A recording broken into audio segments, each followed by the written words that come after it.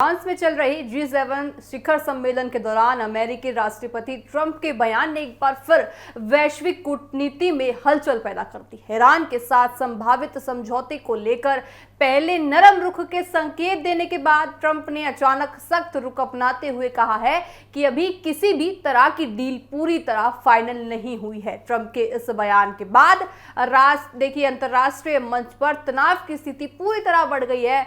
उन्होंने ईरान को लेकर बेहद कड़े शब्दों का इस्तेमाल करते हुए कहा है कि अगर हालात उनके मुताबिक नहीं होते हैं तो अमेरिका किसी भी समय कठोर कदम उठा सकता है।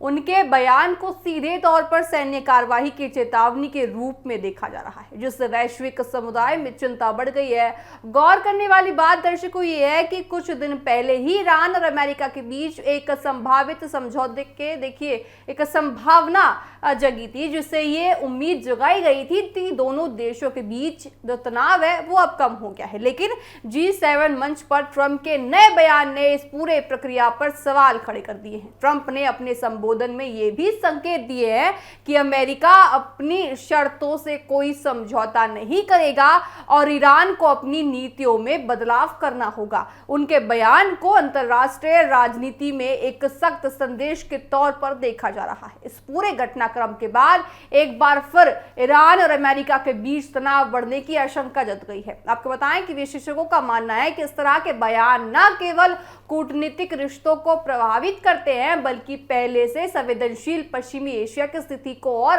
अस्थिर कर सकते हैं। अब दुनिया की नजर इस बात पर है कि क्या ये बयान केवल राजनीतिक तनाव बनने की रणनीति है या फिर वास्तव में अमेरिका किसी नए टकराव की ओर बढ़ रहा है। G7 मंच पर दिए गए इस बयान ने एक बार फिर वैश्विक जो शांति और स्थिरता को लंबे गंभीर सवाल खड़े कर दिए हैं। अब देखने वाली बात देखिए दर्शकों ये होगी कि क्या आने वाले समय में ईरान पर हमला अमेरिका करता है, जो उन्होंने कहा है कि अगर शांति नहीं होती है तो बमबारी ईरान पर की जाएगी।